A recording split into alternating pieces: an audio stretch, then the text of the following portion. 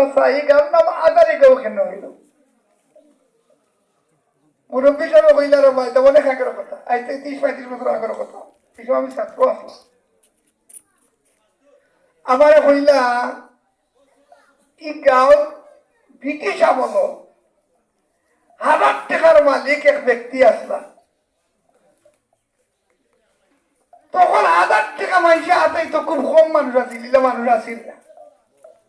ও ব্যক্তির ও সম্পদের কারণে এই গাঁও আজারি গাঁও হয়ে গেছে।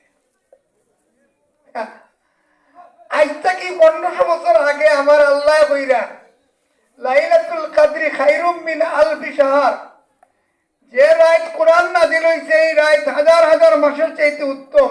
এই হাজারের উপরে আর কোনো গোনা আছিল না। আরবিতে তখন হাজারের উপরে কি আছিল না, এখন হাজার মানি